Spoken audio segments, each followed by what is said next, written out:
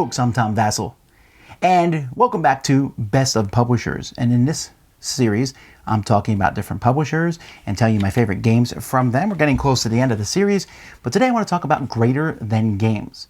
Now, Greater Than Games burst onto the scene with a single game, Sentinels of the Multiverse.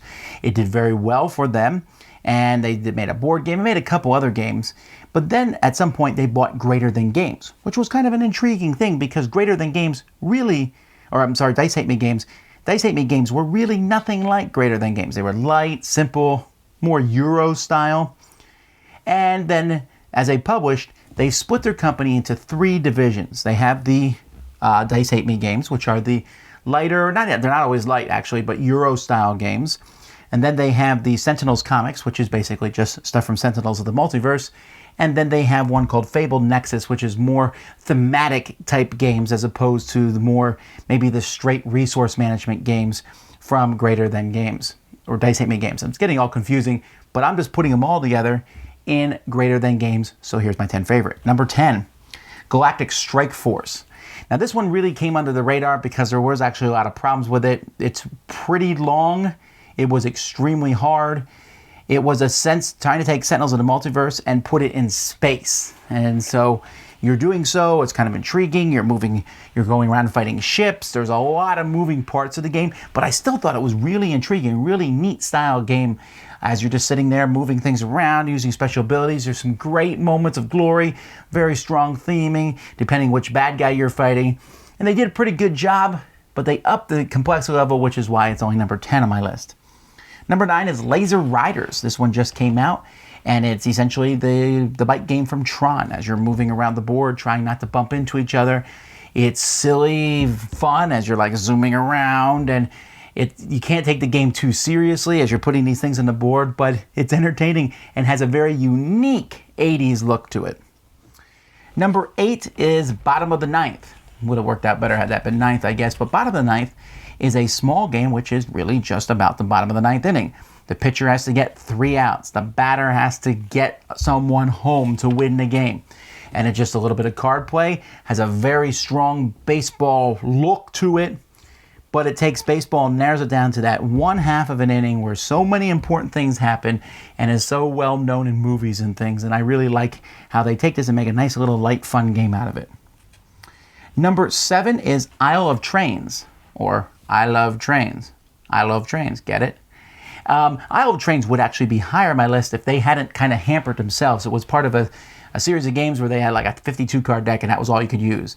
And Isle of Trains is a great little game where you have these trains that are also, the cards are also goods.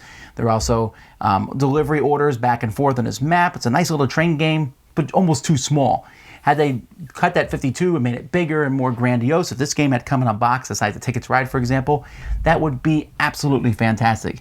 But it's still a very good game, despite that Isle of Trains. Number 6 is Brew Crafters. Brew Crafters is not small. Brew Crafters is big. It's like the Agricola of beer games. In this game, you are making beer and you are placing workers out and getting the different hops and other resources you need, and then going over here and getting the beer and then going here and delivering it. There is a lot going on. There's a gazillion pieces in this game. It's very involved and much happening, but it's also quite good, quite well put together. The look of it looks really good. The theming is fun, and that is Brew Crafters. Number 5 is New Bedford, with the caveat that you better use the expansion with it because I think the expansion adds a lot of buildings.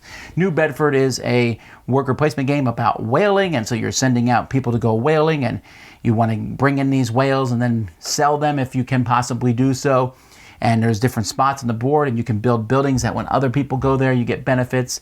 It's kind of a typical worker placement game, but the whole when to send people out aspect on these ships is a nice dynamic that's added to it. With the expansion, there's a lot of variety that's included with the game. Really enjoy this one, New Bedford. Number 4 is Compounded.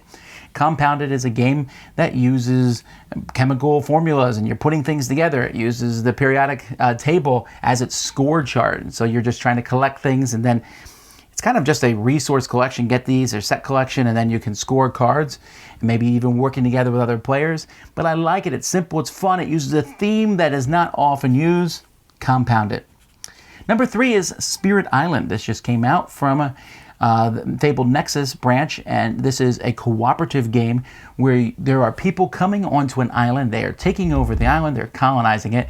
The natives are fighting back, but you are spirits living on the island. You like the natives. You survive with them. They're okay.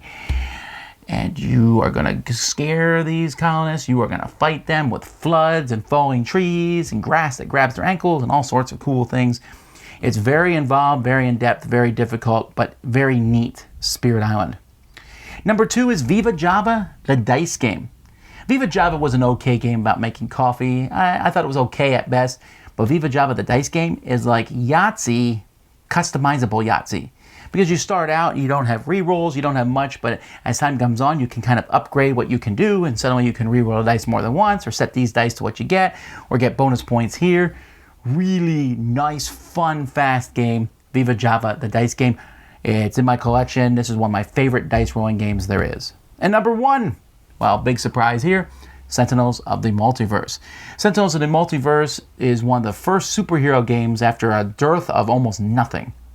And now there's a lot of superhero games, but this is still the best, especially one that has the best with no license behind it. It's just these made-up superheroes, and each person has a deck. It's a cooperative game. You work against bad guys. They've made like 6 expansions for it or so. There's so many different combinations of heroes and bad guys. You can make it as hard or easier if you want.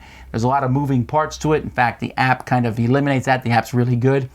But the game itself is just a fascinating, fun time where you really feel the superhero theme. The theme transcends the mechanisms really well. This game put this company on the map, and it's still my favorite game from them. They made a board game which was okay, it was good, but not nearly as good as just a basic card game, cooperative game, Sentinels of the Multiverse. So those are my favorite greater than games. Tell me what yours are in the comments. Thanks so much for watching. Until next time, I'm Tom Vasel, and this has been Best of Greater Than Games.